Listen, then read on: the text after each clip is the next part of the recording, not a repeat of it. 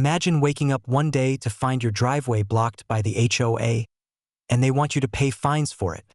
What would you do? Stick around as I share my wild journey that led to building a secret underground tunnel. And hey, drop where you're from in the comments. We love hearing from you.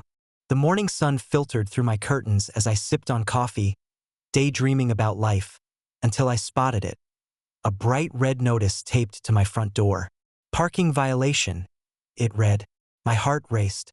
I had parked in front of my house instead of on the driveway. I thought it was no big deal, but the HOA was on a power trip. What's next? Handing out fines for mowing my lawn too short? I felt a simmering anger build within me.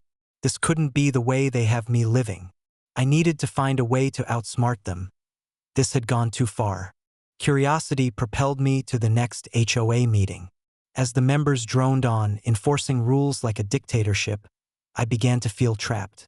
Who decided that parking in front of my own house was a crime? I spoke up, fueled by frustration. Why can't we have any say in our own properties? The icy glares were enough to silence me, but I wasn't backing down. I'd show them I wouldn't be pushed around. As I left the meeting, plotting ways to reclaim my sense of freedom, a mischievous idea sparked in my mind. Would creating an underground escape route be possible? Back in my backyard, I dug aimlessly while thinking about the ridiculousness of the HOA. Then my shovel hit something solid. I unearthed an old garden shed, neglected and forgotten. Inspiration hit. What if I transformed this space? The thought of digging an underground tunnel danced in my mind. But the fear of being caught gripped me. The HOA would never allow it. I had to be careful. But as I traced my plans in the dirt, I felt a thrill roaring within me. This would be my secret. With a mix of excitement and trepidation, I called my friend Steve, a construction worker who loved wild projects. What if I told you I want to dig a tunnel? I said half-jokingly. But to my surprise, he laughed and replied, I'm in. I shared my plans. All the while the worry of HOA repercussions buzzed in my mind. We need to be stealthy, I warned. He nodded, sketching out blueprints that made the idea feel more feasible. How cool will it be to have a hidden escape route? He grinned. For the first time, I felt like I had a plan. As night fell, we kicked off our midnight mission. Armed with shovels and flashlights, we navigated the darkness of my backyard. The excitement coursed through me, punctuated by the rhythmic sound of our digging. But then I heard it rustling leaves nearby. I froze, my heart pounding. Were we being watched? Panic crept in. What if the HOA has spies? I whispered. Just as I was about to retreat, Steve shushed me, his eyes wide with concern. We had to be quick and quiet. The idea of getting caught made the night feel charged with danger. My heart raced in my chest as the tunnel took shape. We were almost there, yet I couldn't ignore the nagging feeling of danger lurking. During one of our digging sessions, I spotted a familiar face, Nina, my nosy neighbor. I tried to play it cool, but her eyes were like lasers, picking up on something. What are you two up to? She asked skeptically. My mind raced. I needed a distraction. Just fixing the fence? I lied, waving my hand. She narrowed her eyes, but, thankfully, she seemed to buy it. Still, every moment felt like a ticking clock until discovery. After weeks of secret digging, we finally reached a point that shocked me. A clear path leading to the street, but with it came fear. What if the ground above wasn't stable? My heart raced. We need reinforcements, I told Steve, determined to ensure our lives down here would be safe. Together, we spent countless nights shoring up the sides with wooden beams. I don't think I'd ever felt so proud and terrified all at once. Outside, the HOA was relentless, but they had no idea of the hidden plans we had. I was determined to outsmart them. The excitement was palpable when our tunnel was finally complete, an escape route from the tyranny of the HOA. But I made a critical mistake. In my euphoria, I accidentally drove my car over the exit point, leaving clear tracks. Panic set in as I realized the implications. What if someone sees this? I felt a knot form in my stomach. I called Steve to help me snag tools to cover our tracks just moments before the headlights of a passing car illuminated the area. Quick, Grab everything, I hissed, heart racing with impending doom. Just when I thought I'd caught a break, I noticed my neighbors whispering and pointing, their suspicions on high alert. With the HOA investigating community activity, I felt the weight of my deception closing in. Desperate times called for desperate measures. I invited everyone over for a barbecue, hoping that the fun would draw attention away from my secretive digging. But as laughter filled the air, I felt the undercurrents of my hidden life press down harder. Would I be able to keep my secret, or would my plan crumble under the strain? The barbecue was a hit. The smell of grilled burgers wafted through the air as laughter echoed around me. Yet, I felt the heavy weight of tension lurking beneath the fun. As my neighbors mingled, I tried to gauge who was truly on my side against the HOA. I caught a glimpse of Nina, the snoopy neighbor, eyeing me suspiciously. I needed to steer conversation away from anything remotely tied to my secret life. "What do you think about the new HOA rules?" I asked jovially, trying to pivot the discussion. Little did I know, my attempt at camaraderie was a ticking time bomb waiting to explode. Just as I was feeling hopeful, I overheard a group of neighbors discussing strange noises coming from my backyard. Panic surged through me. They had to be talking about the tunnel. Sweaty palms held my drink tightly as I realized I was on borrowed time. I leaned into the group, laughter plastered on my face, while my heart raced. "Maybe it's the raccoons again," I joked, hoping to sweep the suspicion aside. As the conversation shifted, relief washed over me, but the shadows of the backyard still loomed ominously in my mind. That night, I bolted back to my tunnel, fear pushing me to dig even deeper. I needed to fortify it against any prying eyes, but anxiety gnawed at me. Steve joined me, having picked up on my urgency. "What's up?" he asked. I explained the neighbor's gossip about noises, and his expression shifted from relaxed to tense. "Maybe we should do some soundproofing?" he suggested, but my stomach dropped. What if it wasn't just sounds? The HOA could be onto us. The thought tightened my chest. Together, we spent the night lining the tunnel, hoping to keep our secrets hidden. As days turned into weeks, our clandestine digging continued under the cover of dark. Every creak of the wood or rustle from above sent adrenaline coursing through my veins. One evening, while pushing myself harder, I hit a rock. Frustrated, I yelled in despair. This stupid tunnel could ruin everything. Then, a familiar voice disrupted my thoughts. I turned and saw Nina peering from the backyard, her eyes narrow. "What are you doing?" she shouted. My heart raced. I had to think fast. "Just digging up old roots," I blurted, desperately hoping it would work. I still sensed Nina watching me closely, and my paranoia peaked. The only answer was to deflect her focus and draw attention elsewhere. I decided to share a story at our next neighbor meetup, exaggerating about my harmless gardening project. As I talked, I could see her skepticism in her eyes, but the other neighbors seemed entertained. As I spoke, I felt more at ease, but inside, I was a bundle of nerves. Would Nina spill the secret? Just as laughter erupted, I caught sight of two HOA members passing by, sending my heart plummeting. The noose was tightening, and I had to act fast. Ignoring my rising anxiety, I dove into my underground tunnel plan with newfound determination. Time was running out. I realized I'd need an exit plan in case of an emergency. Steve coordinated with me on what we'd do if we got caught. "We need backup exits in place," he suggested, and I agreed. The next few nights, we rigged hidden exits throughout the tunnel, knowing the HOA was watching closely. With every burrowing inch, I felt the tension rise, a ticking clock pushing us to move faster while concealing our trail. The deeper we went, the riskier the stakes became. Then, out of nowhere, I heard my phone buzz. It was a message from my neighbor group chat. The HOA was organizing a community-wide inspection next week. My mind spun as I realized we had to get everything in order before they decided to poke around. "If they find anything, we're done for," Steve said nervously, echoing my own fears. We sprang into action, covering the tunnel's entrances with garden dirt and reworking any suspicious areas in the backyard. But with a sinking feeling, I knew that we had put off the inevitable confrontation with the HOA for far too long. As the day of inspection loomed nearer, I lay in bed, panic spiraling inside me. What if they found out? What if Nina ratted us out? My heart raced as I envisioned the chaos that would ensue. I spent hours contemplating how to execute the perfect cover-up. The moment I walked outside, anything could trigger suspicion. My anxiety heightened when I noticed an HOA member, the president herself, staring directly at me from across the street. Did she know? Would she saunter over and demand answers?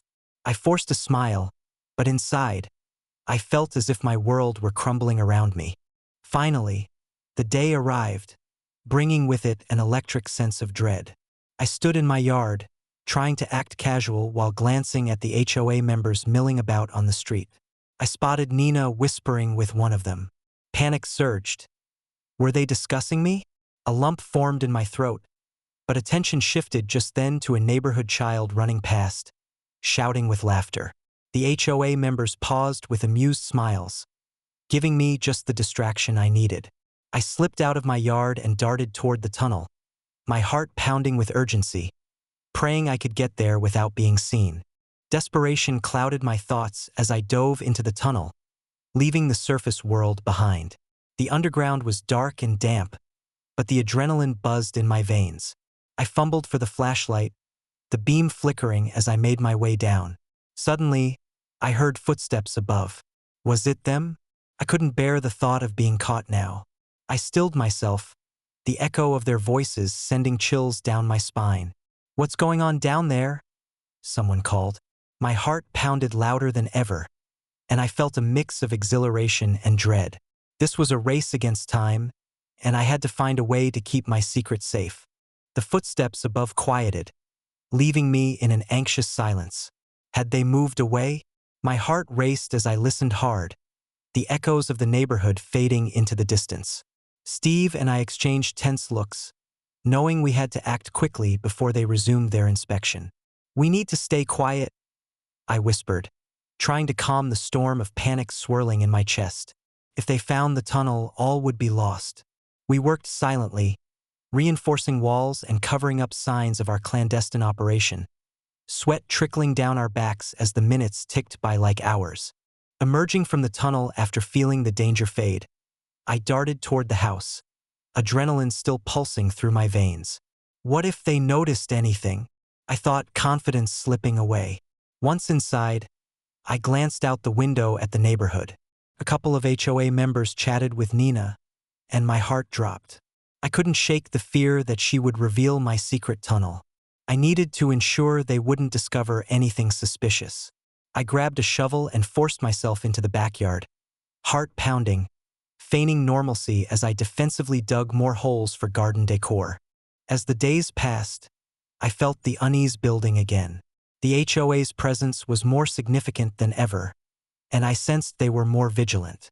Then I received a text from Steve. He'd seen one of the board members lurking around my house. My stomach sank. What are they doing? I wondered anxiously. I rushed over to Steve's place, looking for answers. We need to lay low, he advised. If they start connecting dots, it's over. I couldn't shake the feeling of impending doom. The weight of secrets felt heavier than ever, and I was running out of time. The night of the next HOA meeting approached, and I prepared myself for what lay ahead. I was determined to gather support so we could confront the HOA on their terrorizing tactics. Arriving early, I set up a plan in my mind, hoping to sway my neighbors to back us. As I watched the members strut in, they filled me with a mixture of anger and dread. I needed to speak up, but the stakes had never felt higher. When it came time to address the board, I rose to confront them, heart racing, ready to unleash everything I'd been holding back. I'm tired of being bullied, I said, startling myself with my sudden courage. Gasps erupted around the room, and I continued, imploring everyone to join me in standing against the unreasonable HOA restrictions. I met challenge after challenge, but the mood had shifted. The tension was palpable. I pointed out their hypocrisy and how they thrived on fear. Just as I felt the tide turning, one HOA member shot back, naming my secretive behavior. My blood ran cold. Had Nina turned on me? I felt every eye in the room shift toward me. The walls began to close in. The confrontation shook me. I had trusted my neighbors, but doubt crept in. What if they sided with the HOA? I took a step back, swallowing hard, ready to turn and run when Steve intervened. "Listen," he said, rallying the crowd with his calm presence. He recounted his experiences and frustrations, igniting a spark of rebellion among the people. Curious murmurs swept through the crowd. I could sense the tide shifting, and my confidence began to rebuild. My anger turned into a rallying cry. It was time for us to band together. Together, we could take down the HOA. I could feel the momentum rising as more neighbors expressed their grievances. With each voice that joined mine, I gained strength, a sense of belonging that I had never felt so intensely. It felt like we were building a resistance force against the HOA. "They are not our overlords," I shouted through the growing excitement. The room buzzed with energy, and as the faces turned hopeful, I knew the tide had finally shifted. But just as we celebrated, I caught Nina's eye. It bore no warmth, only bitterness. As if sensing her vengeance, I shivered, wondering how far she would go to protect the HOA. Our community started strategizing, plans to propose new changes, ways to confront the HOA peacefully. But the whispers of retaliation from the HOA haunted me. That night, Steve and I met with a few trusted neighbors, detecting the palpable tension hovering above us. "If they come after us, we need to be ready," Steve said. "We'll gather resources." Plans and ideas were exchanged, and each shared experience lit a fire for change. I realized we were no longer just fighting for ourselves. We were fighting for every disenfranchised homeowner. Empowered, we plotted our course forward with unwavering determination. Weeks passed, and the community banded together, our united front becoming more robust. But one evening, while I was watering the plants, I spotted the HOA president lurking by my backyard fence, whispering to Nina. My heart raced. This felt like a direct assault, an intimidation tactic. I quickly retreated into the house, panic settling in my chest. How could they stoop this low? I grabbed my phone and texted Steve. "They're on to us." A wave of dread washed over me as I lay low, desperate to protect the underground operations and the alliance we had forged. Then came the ultimatum. The HOA would gather every offensive complaint and hold a community meeting. This time, it felt personal. I looked around my house, the fear creeping back. "Can they destroy what we've built?" I questioned aloud, feeling defeated. But as I thought about the friends and neighbors standing with me, my resolve solidified. The night of the meeting felt like a make-or-break moment. We felt like cornered animals, but I wasn't planning to roll over. As I stood before the board, I held my head high, determined that we wouldn't back down this time. As the meeting unfolded, tension hung thick in the air. The HOA president opened with her grievances, but I interrupted. "These aren't just complaints. They're the voices of the community," I said, fueled by outrage. The members looked stunned, but slowly, neighbors began stepping up, sharing stories of intimidation. I saw a glimmer of hope, a crack in the board's armor. Just as the tide began to turn, Nina threw another shocking accusation. "They're dangerous," she shouted. My heart sank. Would her blame shift our community's growing strength? With every ounce of courage, I steadied myself to take control and remind everyone of our power. In that defining moment, I turned to the neighbors, drawing strength from their faces. "We're not dangerous. We're united," I exclaimed, rallying the crowd. Their voices grew louder, creating a ripple effect of solidarity. Even the kids began cheering, fueling the fire of rebellion against the oppressive HOA. But just as I felt victory on the horizon, I caught a glimpse of Nina's cold stare. The realization hit me like a ton of bricks. She would do anything to stop us. My resolve hardened, eyes glistening with determination. This was our moment, and I was ready to fight for every inch of our freedom. Finally, we received the results. The crowd was silent as the HOA president announced changes. Some were a small victory, but with lingering threats. I felt a pang of uncertainty. Would it be enough? But as our community cheered, the excitement filled me with hope. We had begun to change the narrative, empowering each other. Just as I reveled in our accomplishments, I noticed a shadow retreating at the back of the room.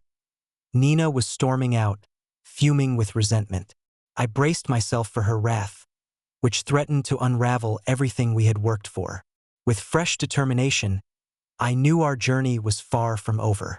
With renewed energy, I learned that our fight against the HOA wasn't just about a driveway but also about reclaiming our lives and homes. We had united a community that once felt disjointed. Together, we turned whispers of dissent into loud proclamations of change. I smiled at the connections we created, realizing the most powerful underground tunnel was not the one in my backyard, but the bond we forged fighting against the restrictions of our HOA. I locked eyes with my neighbors, proud of what we had built together. The future was bright, and we weren't going anywhere. Together, we would face whatever challenges lay ahead. As we learned to fight together, we realized our greatest strength wasn't just in an underground tunnel, but in our unity against injustice. So, what will you do when your voice is silenced? Let us know in the comments, because together we can build a path to change.